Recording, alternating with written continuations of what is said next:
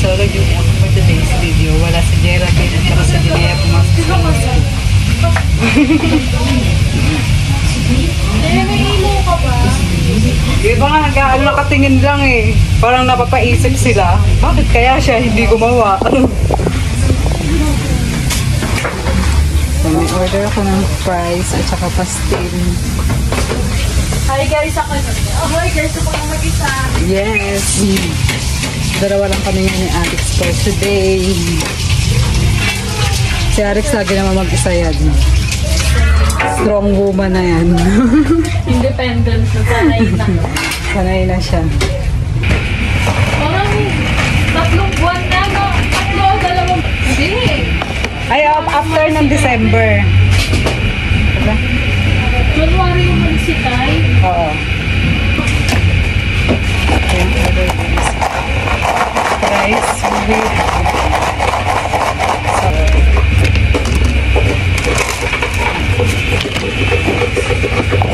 ganito siya kadami. 59 pesos.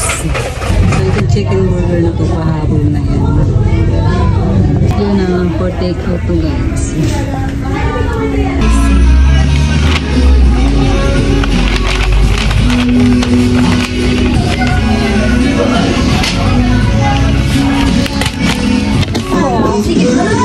Chicken burger. Kalat, diba? After ng i-prepare yung mga yun, yung in-order. Kalat, diba? Yun guys, pag ako na mag-isa dito na ko. Tapos ang daming tao. After kung i-prepare yung mga order nila, napakakalat talaga. Hugasan ito. Kailangan kapag walang customer, siguro rin ng hugas or linis na kung ano-ano para yung mga susunod na gagamitin, di ba? Manamis-namis yung talong. Sarap. Tapos ang ahang pa. Sabi na, bilis tayo.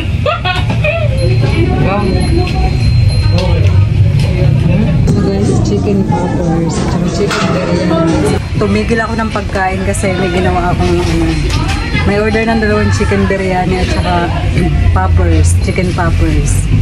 So ngayon balik kain ng gutom na ako. Alex hindi pa tapos. Marami pa siyang order.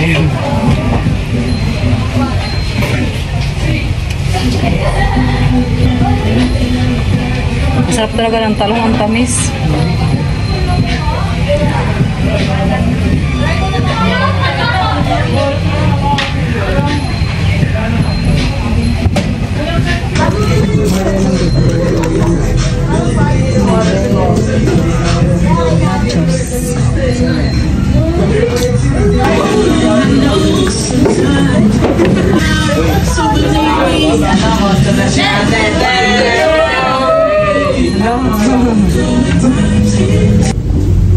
Take out ng chicken biryani.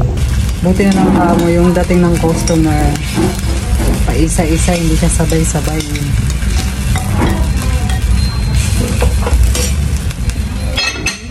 Okay na guys, ito na yung ating chicken biryani. Ito na yung chicken biryani niya.